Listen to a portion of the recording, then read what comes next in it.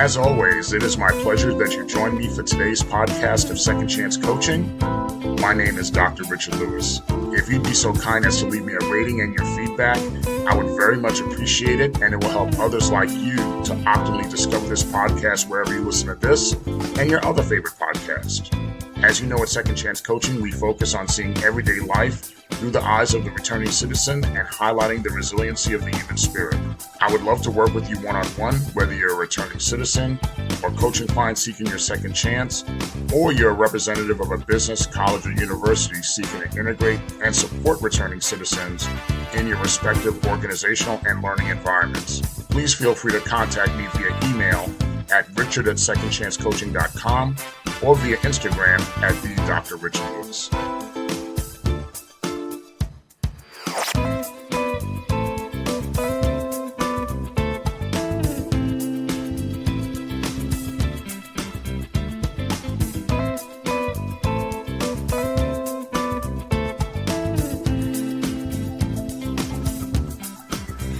Welcome again to another edition of Second Chance Coaching.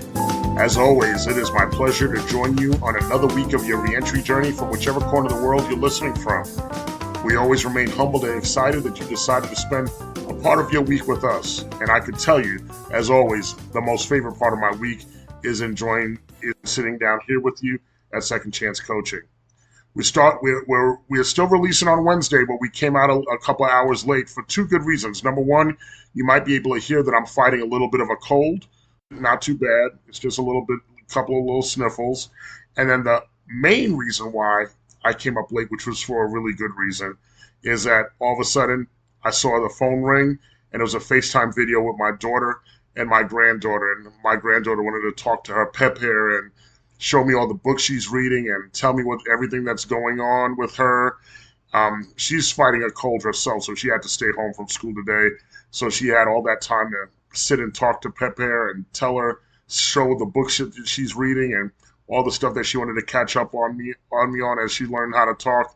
Believe me, as this is my favorite part of the week, she definitely also made my day today. So I was so happy to hear from her. So thank you, Julian and Janelle, for the wonderful FaceTime video phone call this morning. In addition, I want to sit there and shout out our international folks in Brazil and the United Kingdom. Thank you for listening and continuing to be part of our Second Chance family and continue listening and supporting this month. Our top spots in the United States this month so far is our Second Chance family in California, our home state here in Florida, and of course in Georgia. So thank you as well as always for continuing to support and show love to Second Chance Coaching. This past week, in the background, while all of us here in the United States are preparing to transition to a new presidency, the opportunity for me came up to catch up extensively with my old graduate school college roommate. So we had an opportunity to catch up, and it was so good to catch up with him. We had an opportunity to speak about so much. We talked about our families, our children, our siblings. We talked about our late mothers. We laughed, we cried, and we just caught up on each other's lives and was catching up on a lot, so much, and including catching up on places we've traveled around the world. He's definitely traveled to some places that I have to put on my list, including going to Dubai. He's gone twice, and he told me each time was better than the next. So I said, okay, I got to sit there and definitely go to Dubai. But speaking of international travel, my old roommate was a walking, talking advertisement on using global entry. So many of you may know in the United States, if you have global entry, it's a fast pass to get back and go through immigration and customs when you get back into the United States. So certainly if you travel international often, if you're eligible for global entry and you can get it, certainly you should go ahead and do it. I did share with him that, that despite having high security clearance at the airport, I recently received a rejection letter for global entry because of my conviction. I do have TSA pre-check though, because you're able to get that if you haven't had an arrest or conviction for the last 5 years. But many of you who have applied or know about global entry know that global entry is a lot more stricter, a lot more detailed. So despite my record being sealed, despite me having high security clearance at the airport, there's just not going to be any global entry for me. But that's okay. at the end of the day, it's really okay. I travel light. I don't check a bag, and I can check out pretty quickly. And I use apps like Mobile Passport Control to check out rather quickly. So I'm able to sit there and do that. Although it would be nice to have global entry. And because of that conversation, he and I then pivoted to talk about our new president-elect. You know, our president-elect who no matter how you may feel about him, is currently convicted of 34 felony counts. Now, I'm not making excuses for him because I'm certainly not a fan. I did not vote for him, but I didn't like the strategy that a lot of people took it upon themselves to do during the election when they kept labeling him a felon as the basis of disqualifying him as a candidate. Now, if you use that broad stroke of eliminating him as a candidate because he's a felon, then the same way in which you're trying to marginalize him, then you're also marginalizing me, and you're also marginalizing many of your loved ones, many of our loved ones that are in your life and my life that are also returning citizens. So if you look at him and say he's a felon and he's no good, then you're marginalizing me and a lot of the people that you love who are trying to build their lives back together. And your disdain for the president-elect because of his felony convictions, if you're consistent, being consistent will put me and your loved ones with felony convictions under the same umbrella of disdain. So, once again, let me say, I'm not a fan of the president-elect. I didn't vote for him. His racism, his misogyny, his foul language, and he simply does not represent the best of us as a nation. Those things alone is what is disqualifiable to me as a candidate, which is why he didn't get my vote. Now, I'm saddened that roughly 60% of our country voted for this man who clearly doesn't represent the best of us. But he's the president. He's going to be the president. This is what we're going to have to live with. But my old roommate and I said, look, it's funny that I have one felony conviction, even though it's sealed. I can't get global entry, but he could be elected to be the leader of the free world. This brought up the dynamic or the things, the questions and the conversation for me is if this guy could become elected and become president of the United States, then the universal application of criminal background checks should be eliminated, period. No questions asked.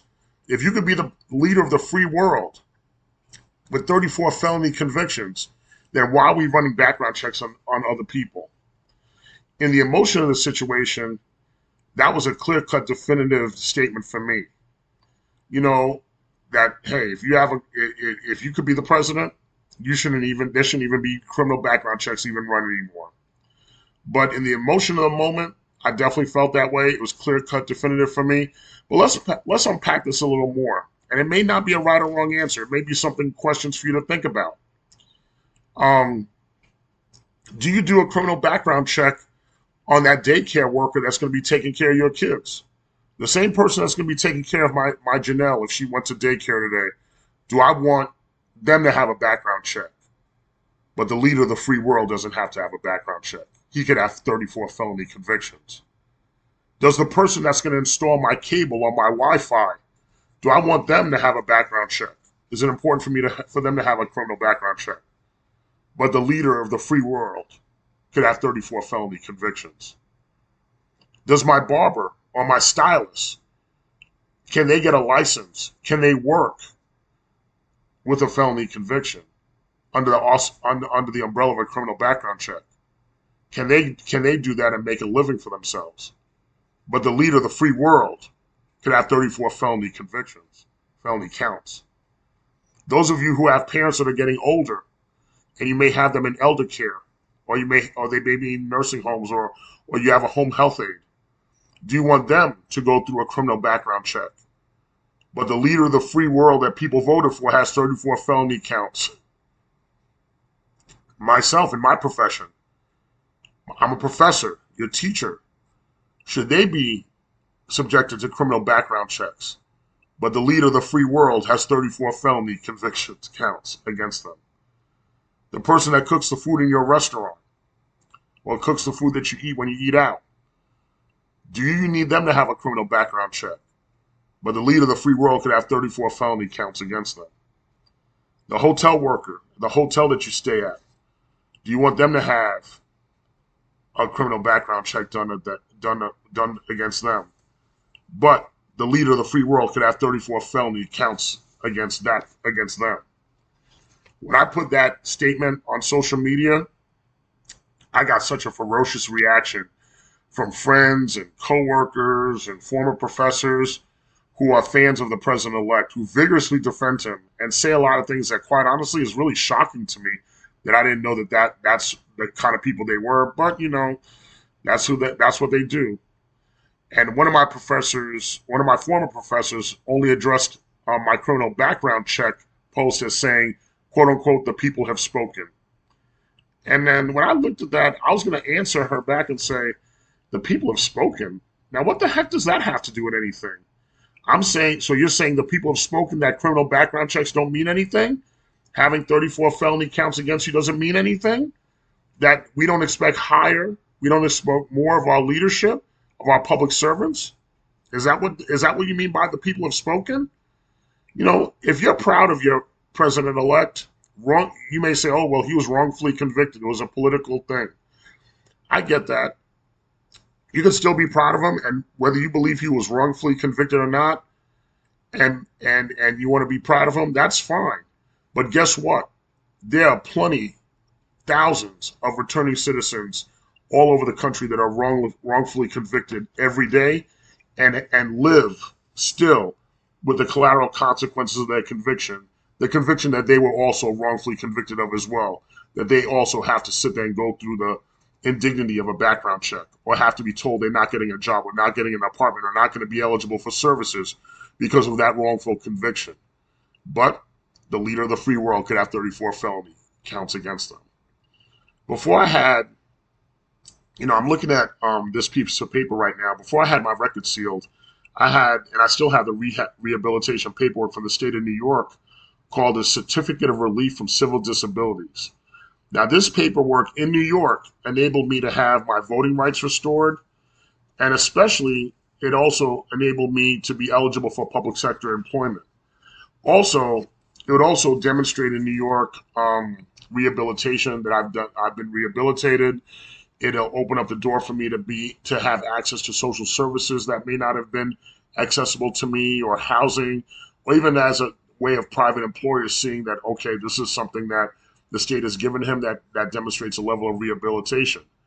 But despite my voting rights being restored in New York and really transferred and recognized everywhere, and my ability to work in public sector employment being restored, the certificate of relief of civil disabilities indicates that I could not own a firearm in New York City. Specifically says that. It also says I can't run for public office in New York. So I can't run to be the governor of New York. But I could still run to be the leader of the free world. So how about that for a second? Richard Lewis for president. I definitely approve that message. Now, a lot of people, when they see that, should criminal background checks be eliminated, universally eliminated, the argument's been made that a world without criminal background checks would be pretty scary. That would mean, in a lot of cases, people say that would mean higher crime rates. That means there would be an increased risk for vulnerable populations. There would be more negligent hiring lawsuits that would take place. There'd be an increased discrimination on a marginalized community, because there may be people who says, okay, well, I can't do a background check on them, but if they don't have 15 years of a work history, then I could just try to jump to that assumption about some or all people, and that can increase the level of discrimination. And then the integrity in certain sectors, people say, would be compromised, like in law enforcement or teaching. But certainly research I've done, and a lot of research that you can look up, and we could always have this conversation on another podcast, that support arguments against those fears. That, that at least there could be ways to say, okay, if you're not going to completely eliminate criminal background checks, maybe you mitigate them. Maybe you sit there and look at them and tailor them in a certain way that could reduce the obstacles that that people have when they come home, and more so concentrate on creating opportunities rather than creating more obstacles for them to come home. Now, um, could we ever see criminal background checks be eliminated? I guess I could see where it could be done. I could see where it could happen. But once again, those questions I asked you about whether a daycare center or elder care, that person installing the cable, the hotel worker, the barber, whatever the case may be, you have to ask yourself those questions. Do you want that person with or without a background check? And I think only you really can answer that question. And of course, it's a debate that's going to continue to take place. Why? Because of this election and how we do business in a new post-COVID world, and especially once again, like I said, the development of this election has really changed forever how we do things, how we do business. And what's really changed forever? It's changed forever the future of how we do background screening. And, according to idealtraits.com, they talk about that the future of background screening is continuing to evolve. And it's going to continue to evolve for employers. And then it could evolve in these ways. Number one, the way we do Zoom interviews, video interviews are becoming the norm. So we may even meet and have someone come in to do an interview via Zoom and not have them come to the work before they even fill out an application, as a way of trying to eliminate and pare down the candidate pool that we have. So video interviews are becoming more of the norm. Number two, artificial intelligence in recruiting is generating a lot of innovation and certainly a lot of controversy. The way we do our resumes and put keywords in our resumes in order to attract, artificial intelligence bots that are doing the work of human resources screeners to get the best candidate in front of us. So the way we construct our resumes is going to be very different, and artificial intelligence is going to continue to evolve as to how we screen or how we have technology screen for us as it pertains to potential candidates. Number three, the scrutiny of discrimination in hiring will continue to increase. With the increase in sealing and expungement and second chance laws, and when you could do an interview and when you should do a background check, that scrutiny is going to continue to take place, which is good, that puts people in the position to give people opportunities and have their skills come to the forefront before the background check takes place. Another thing that I even shared this with my human resources class last night, drug testing, if you drug test for a job, drug testing is not as simple as it is anymore, especially with the advent of medical marijuana being legalized, and in a lot of places and states, recreational marijuana is now on the ballot, and in a lot of places, recreational marijuana is being legalized. So drug testing is not as cut and dry as it used to be anymore. Background check policies and background check dynamics are becoming more universal between companies and recruiters. So the recruiters may do the background checks or may do a lot of the screening of the employee. So by the time they get to the company feels like, you know what, the recruiting company or the recruiter did a lot of the screening for me. So there's stuff I don't really have to do. Also, too, just the smartest human resources persons are going to stay ahead of the curve on background checks and the laws and their eligible hire pool. Because at the end of the day, whether you're talking about hiring returning citizens or not, recruiters, as I've told this to my human resources classes all the time, recruiters and human resources professionals do not generate income for a company, but they have to demonstrate value. And one of the ways they demonstrate value is getting the best employees to come to work for them. And if you have the best employees, that's going to make a difference, whether you're doing the background check or not. I'm quite sure over the next few years, this is going to be a major topic and topic that people will bring up. And I know people are already bringing that up in the criminal justice space. Should we have background checks if the highest office in the land has felony convictions and they could still serve? That's something to think about. We really have to think about that, and we can't avoid it, whether you're a fan of his or not. I want to always thank you for taking the time to spend time with me on this, my favorite part of the week, hopefully becoming your favorite part of the week. Thank you for continuing to spread Second Chance Coaching to your friends, family, and loved ones here and abroad. I always appreciate your time, always appreciate your love, and I always appreciate your feedback. Thank you again for joining us, and I look forward to spending time with you again next week.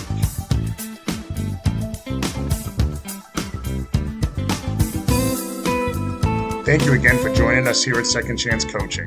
In addition to coaching services for individuals and businesses, I'm also available for speaking engagements and workshops on criminal justice reentry, human resources, as well as organizational culture and leadership.